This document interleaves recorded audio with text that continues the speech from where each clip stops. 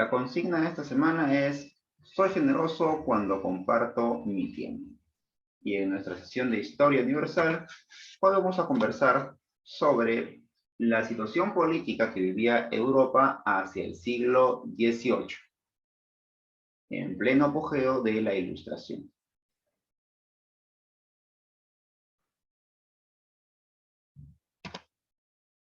Bueno, ¿qué estaba pasando con los gobiernos europeos a lo largo del siglo XVIII? Hemos nosotros estudiado el tipo de monarquía que tenía, por ejemplo, una monarquía parlamentaria. ¿Qué país era? Inglaterra. Parlamentaria, Inglaterra. Luego otro país que tenía una monarquía absolutista. España. Arabia. Francia, España. Y los países de Asia también, no nos olvidemos de ellos, ¿no? Lo que pasa es que el problema de la historia es que se centra mucho en Europa.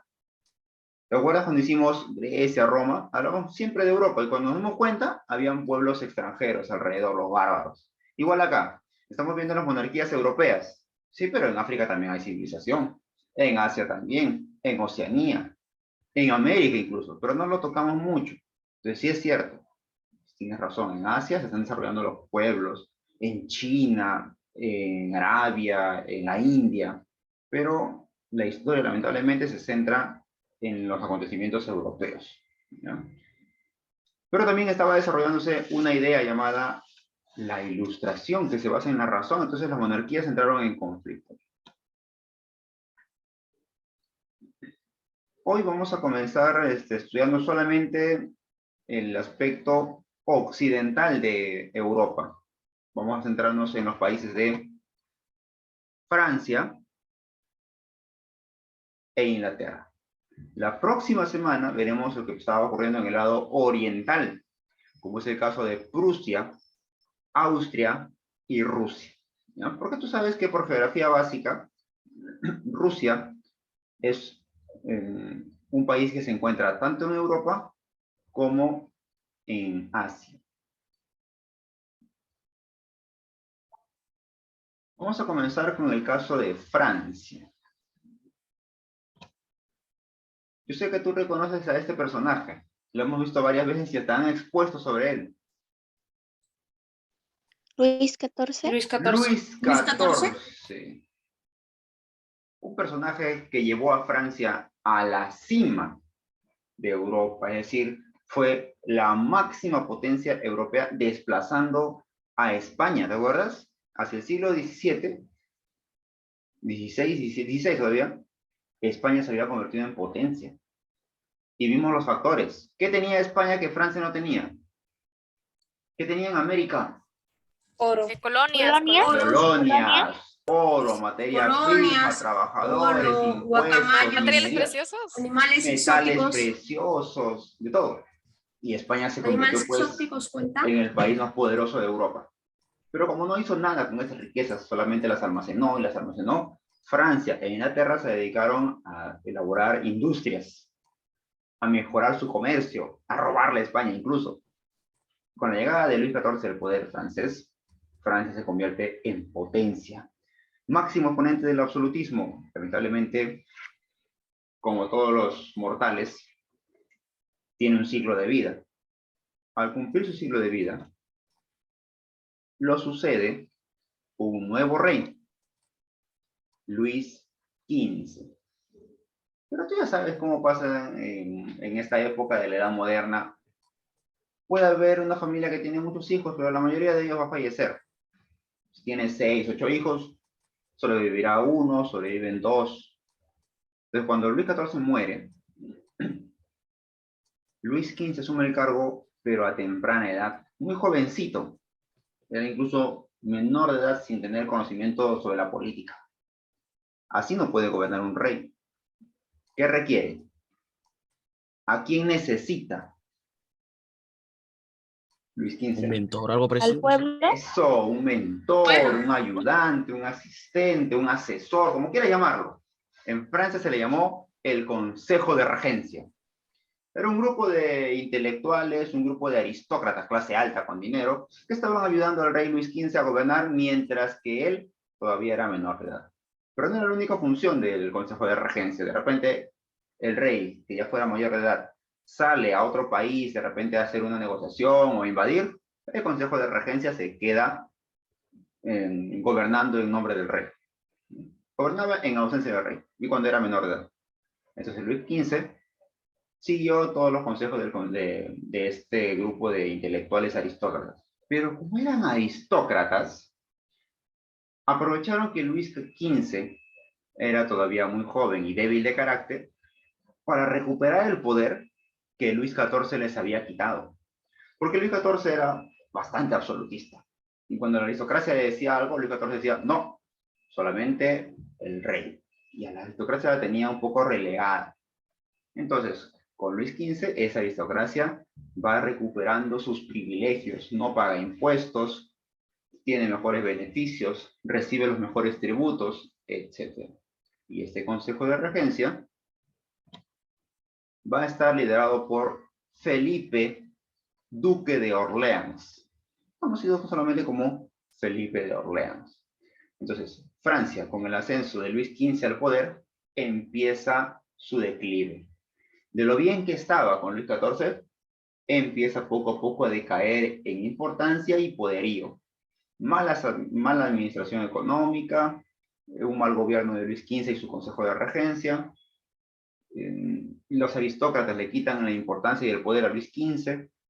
Felipe de Orleans también quiere el trono.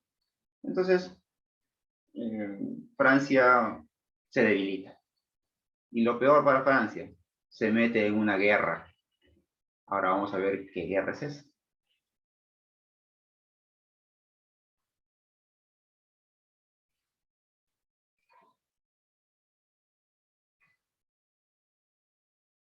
Buenos días, profesor y compañeros. Hoy voy a exponer el tema de la Guerra de los 7 años del curso de Historia Universal con el profesor Andy Ortiz. Comencemos. Bueno, la Guerra de los 7 años. Como su nombre lo dice, duró 7 años, específicamente en el año 1756 y a finales del año 1763. Bueno, en la Guerra de los 7 años se ha luchado principalmente en Europa, pero se trasladó a diferentes continentes como la India, Norteamérica, Centroamérica y Sudamérica. Fueron más de 70 batallas, pero no todas fueron exclusivamente en Europa. Silesia. Querían establecer el control sobre Silesia. Esto fue lo que pasó. El Imperio Austriaco quería recuperar Silesia, pero en ese entonces Silesia estaba al mando de Prusia. Y Prusia se anticipó al ataque y invadió los terrenos aledaños con el fin de protegerse. También está la superioridad absoluta de las colonias en América del Norte. Pues ya con el problema de Silesia se le sumaban los intereses coloniales entre Gran Bretaña y Francia, que desató una serie de grandes conflictos. Como en toda guerra, siempre hay dos bandos. En este caso no iba a ser la excepción. Por un lado estaba Inglaterra, Rusia, Portugal, y por otro lado estaba Francia, Austria, Rusia, Suecia y España, y otros aliados menores. Entre los dos grupos, los que más resaltaban, por así decirlo, estaba Inglaterra y Francia. Pues ellos dos ya estaban en guerra desde el año 1754 y el conflicto se mezcló con la Guerra de los 7 años. Dicho esto, acá algunas consecuencias de la Guerra de los 7 años. Tras la pérdida de poder político, militar, económico y territorial en Francia, comenzaron a surgir los ideales de igualdad que dieron lugar a la Revolución Francesa. Se firmó el Tratado de París, con el cual el control francés sobre la India fue cedido a los ingleses y así también las colonias norteamericanas. España se vio obligada a entregar Florida a los ingleses y a cambio recuperar Cuba. Francia también recuperó algunos territorios de América Central y comenzó la revolución de las colonias americanas, la cual llegaría al poder de la independencia de Estados Unidos. Dichas las consecuencias, pues vamos con el Tratado de París, el cual fue el tratado para que la Guerra de los 7 años terminara. Los tratados de paz que pusieron fin a la Guerra de los 7 años representan una victoria para Gran Bretaña y Prusia, y para Francia la pérdida de la mayor parte de sus posesiones en América y Asia. O sea, en conclusión, el primer grupo fue el que salió ganando y tuvo una victoria. Fue el que más salió beneficiado. Gracias.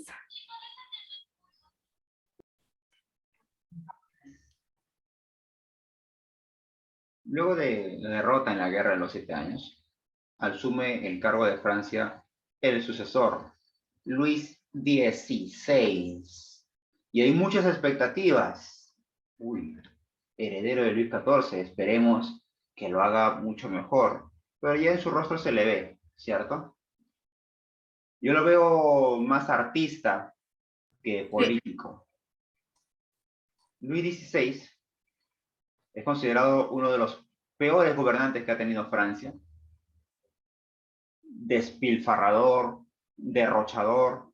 Él mismo escribía en sus diarios, cuando amanecía, ¿no? En su diario personal, qué cólera, qué pereza, decía él. Hoy me toca gobernar. A él no le gustaba gobernar, no le gustaba ser rey, pero como era descendiente, tenía que gobernar.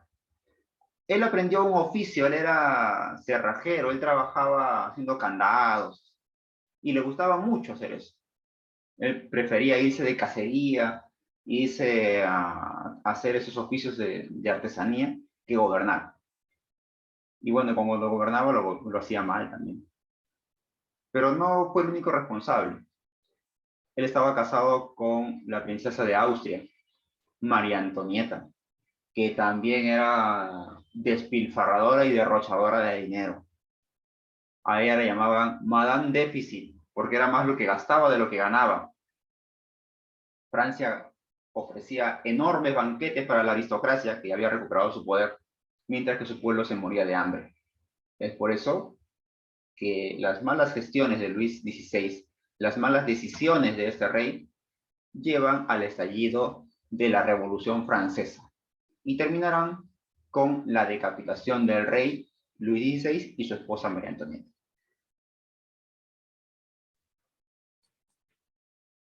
Bien, ¿qué pasaba con Inglaterra? ¿Cómo empieza el auge inglés? Todo se remonta al ascenso de María II al poder. Ya Inglaterra ha consolidado su anglicanismo y este gobierno, ayudado por el parlamento, que es burgués, entonces trabaja el rey con la burguesía. Entonces no hay conflictos. Diferente al caso de Francia y España, que el rey estaba completamente desligado de la burguesía y había un conflicto interno. La burguesía que tenía dinero y el rey que tenía el poder político. En cambio, en Inglaterra no, estaban de la mano. En cambio, el rey aquí estaba supeditado a lo que diga la burguesía, porque era el parlamento. Eso fomentó el desarrollo de Inglaterra, lo cual se va a evidenciar con los siguientes reyes, como por ejemplo Guillermo III, e incluso la reina Ana I. Hasta ahí todo muy bien. Se introduce incluso en la Guerra de los 7 años, Inglaterra le arrebata territorios a Francia y con eso se catapulta como potencia en Europa. Todo perfecto. Pero también ve una oportunidad de apoderarse de España, porque el rey Carlos II de España no ha dejado heredero. Entonces, Inglaterra intenta poner allí a algún príncipe que gobierne España. A eso se le conoce como la Guerra de Sucesión Española. Y vamos a ver de qué se trata. Yo, profesor, buenos días compañeros, buenos días con todos. Mi nombre es Leonard Contreras y me tocó hablar sobre Guerra de Sucesión Española. La Guerra de Sucesión Española fue un conflicto internacional que duró desde 1701 hasta la firma del Tratado de Utrecht en 1713, que tuvo como causa fundamental la muerte sin decencia de Carlos II de España, último representante de la Casa de Habsburgo, y dejó como principal consecuencia la instauración de la Casa de Borbón en el trono de España.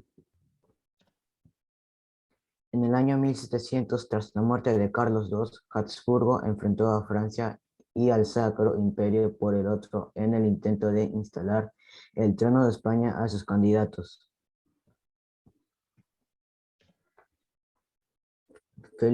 Felipe V de España, llamado el Animoso, fue el rey de España desde el diciembre de 1700 hasta su muerte de 1746, con un breve interrupción por una causa de la abdicación a favor de sus hijos Luis I, fallecido prematuramente el 31 de agosto de 1724.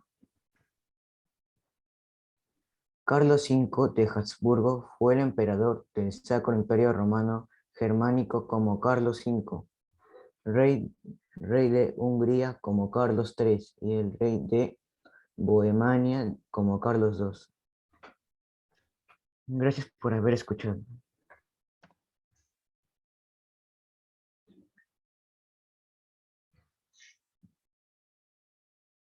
Posteriormente, llegará al trono inglés el rey Jorge III. El rey Jorge III va a tener dos acontecimientos importantes durante su gobierno. De entre todas las cosas que ocurren, una de ellas es mala, gravísima para Inglaterra, porque Estados Unidos, cansado de los abusos en los impuestos que le ponía Inglaterra, le declara la guerra a este país y consigue su independencia. Antes era un grupo de estadounidenses, un grupo de ingleses que vivían en Centroamérica, en Norteamérica. Pero como Inglaterra le cobraba muchos impuestos, deciden romper relaciones con Inglaterra y forman un nuevo país, que viene a ser Estados Unidos. Eso fue un golpe económico para Inglaterra. Y oh sorpresa, ¿qué país crees que ayudó a Estados Unidos a independizarse de Inglaterra? Déjame adivinar, Francia. Francia, excelente, con el rey Luis XVI. Por eso te dije que Luis XVI tomó malas decisiones. Una guerra es mucho dinero, y Francia ya no tenía dinero. Pero a pesar de eso le dio dinero y apoyo a Estados Unidos solamente por venganza contra Inglaterra. ¿Y cómo quedó Francia? En crisis. ¿Qué hizo su pueblo? Revolución. ¿Cómo terminó el rey? Decapitado. Bueno, Inglaterra perdió esas colonias. Pero Inglaterra se fortalecerá desde adentro, porque es dueña de la India. Y la India tiene grandes reservas, grandes campos de cultivo de algodón. Tiene mano de obra. Entonces, el rey Jorge III, a mediados del siglo XVIII, empieza a fomentar la revolución industrial, porque ha surgido un señor que inventa la máquina de vapor. ¿Te acuerdas cómo se llama él? James Watt. A mediados del siglo XVIII inventa la máquina de vapor y con eso Inglaterra empieza a construir máquinas textiles, agrícolas, sembradoras, etc. Y se convierte en un país muy poderoso.